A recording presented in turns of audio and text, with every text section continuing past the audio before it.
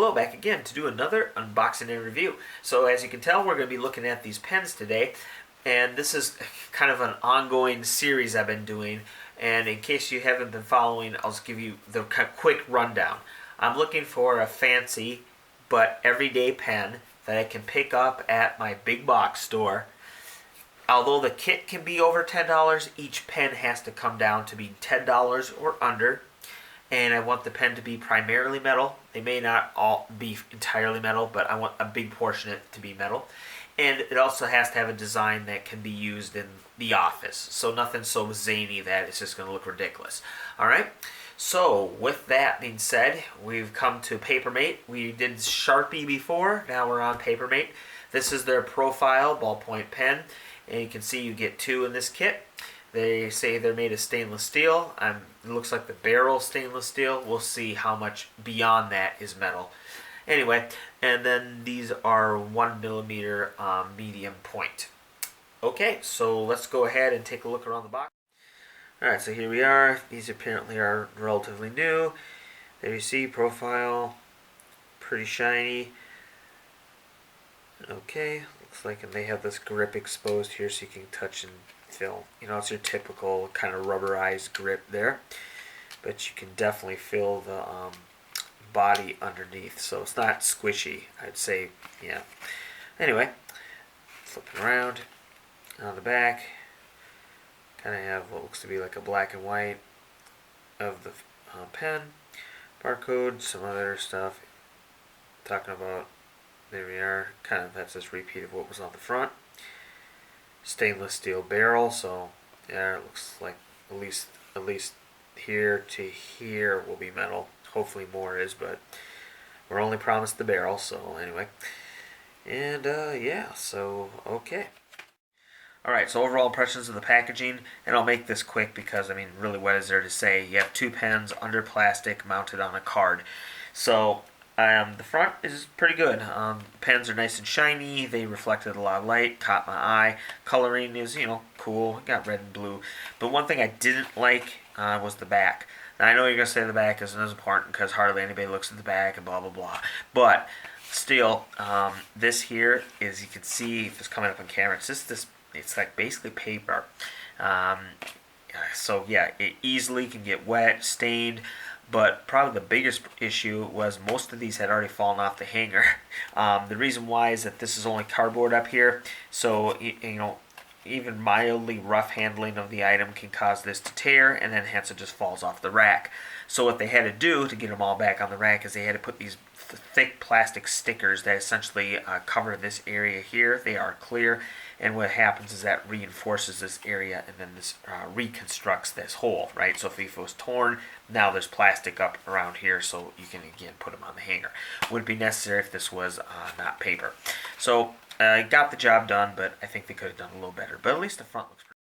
All right, so let's get to the unboxing here. Obviously, pretty simple. Just go ahead and pull that.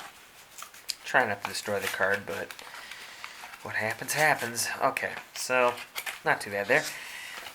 And then, maybe a bit more off. Oh well. So be it. Here you go. So, alright, now I'll just put one aside because obviously they're a pair, so. Alright, so there we have the tip. Grip. Okay. Alright.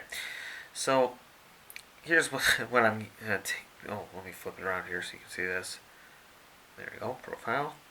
Names are not. Alright, so let's start off. Up the tip here, and I'll open it in a bit, but this feels to be just painted plastic. This here, as I stated earlier, it does give you some grip, but don't expect much cushioning because, yeah, it's pretty rigid right there. Alright, getting to here, the shaft, the barrel, which they promise to be stainless steel. The first thing is you notice it's not the same diameter all the way through. I don't know if it's coming up here, but if right here, if you follow my thumb, it gets wider towards the top. So again, this is the more narrow part. And then here it gets wider. Alright, anyway, I will tell you right away. Oh, what does it say here? Okay, so the name of the brand, great. So I'll tell you, it's not as heavy as I thought the pen would be. So, um, I mean, I'll look into it a little more when you open it up, but just to let you know, it's not actually that heavy of a pen. And you know what? I'll weigh it and I'll put the weight right there. Okay. So, all right, but let's continue. I'm gonna actually open this thing now. Oh, we should probably do the clicking, right? It does come with a little bead to stop the ink from drying out, so that's great. Click is just standard.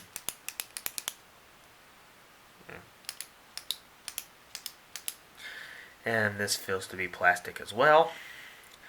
We'll see if the clip's metal. Let me open it up.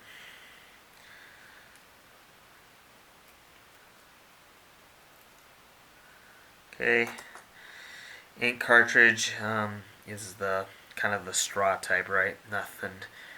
It's yeah. All right, not much to write home about here. In fact, this is quite narrow. So if you look at a pen, see, you can kind of get an idea of the diameter right there, the barrel.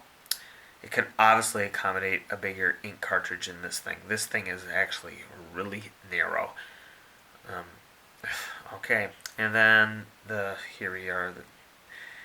This part, if you're curious, this does not come off. This is kind of all one piece. This is without a doubt plastic. So yeah, so this whole deal here is plastic at the end. The spring is not bad. So that's, at least that's good. Put that back in so I don't lose it. Now let's go back to the barrel here. Kind of give you a look inside there.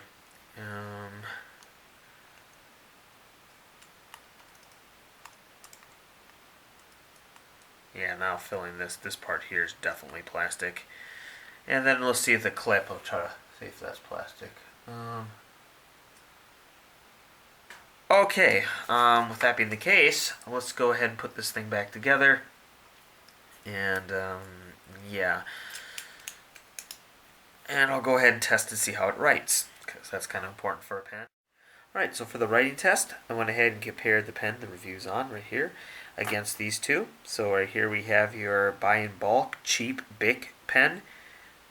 Sit on it, crack it, whatever. Here's 100 more, so no biggie. And then this is the one I did a review on before. This is the Sharpie S-Gel. Okay, so just right to give you kind of a comparison between these two pens. You can get a side-by-side view there. Now, interesting enough, this pen here is only a gram lighter than the Sharpie, but for some reason the Sharpie just seems heavier. But anyway, okay, let's get to the writing, and I got the card here. So how this works is I lay this piece of paper on a scale, and I draw a line, and I record how many grams of pressure it took to make that line. So here are the numbers. So for example, for this profile pen right here, the one the review's on, these are the lines I made. Now, keep in mind the number, I just write that normally, okay? So you're looking at the line. So, alright, so that was how the profile performed, but let's compare it to your cheap Bic disposable pen. So I'll cover these up for a second. And I know that's upside down now, but to just give you an idea, there's not really much difference. If you look here, the 187 does look a little darker than the 156, which you would expect. But I guess what I'm trying to illustrate here, which, yeah, I know you have to read upside down and compare, but basically they're pretty much the same. Although I would say the profile does write a little better, or hence a little less pressure needs be applied than if you're using the Bic. But it's nothing to write home about. Now, what is something obvious would be when you compare it to the lines the Sharpie makes. Yeah, you can push this out a little bit. You can see there's just, it's easy, even from a distance and out of focus, you can tell the Sharpie just lays down lines that are just so much fuller and darker than either the Bic, which you'd obviously expect, but the profile, I think, should have performed closer to the Sharpie, which obviously it did not. Alright, so I'm bringing both these pens up close so you can see, hopefully. On the left here we have the Sharpie, right? And then of course this is the profile. Now, what I wanted to show is, I'm not sure if it's coming up on camera, maybe if I bring it closer, there we go. So the profile on the right, you can kind of see that there's actually some texture there, and it's that whole like brushed metal. So either if you rub your hand across it, there's very, very fine little lines which give it some kind of texture. Now it's not, no slip grip by any stretch of the imagination, but just know you do get that brushed metal feel. Now on the Sharpie here, this is smooth. So, all right, so I wanted to show you between these two the amount of ink you get with the pen. So let's start off by opening this one here, the profile again. Okay. Now I'm going to get Sharpie. See?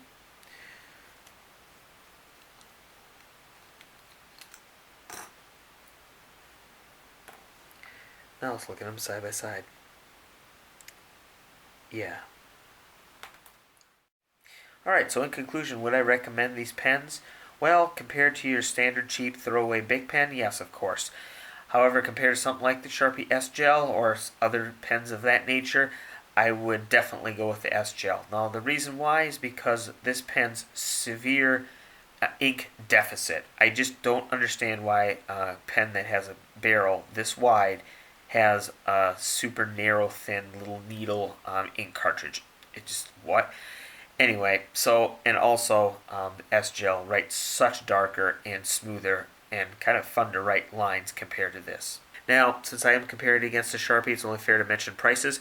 So from the retailer I picked both of these up, the Sharpies and these. These were, the pair was $1 cheaper than the Sharpie S-Gel pair of pens. So yeah, the design here, I mean, it's pretty cool, but again, I don't know if being 50 cents cheaper per pen is worth what was given up. So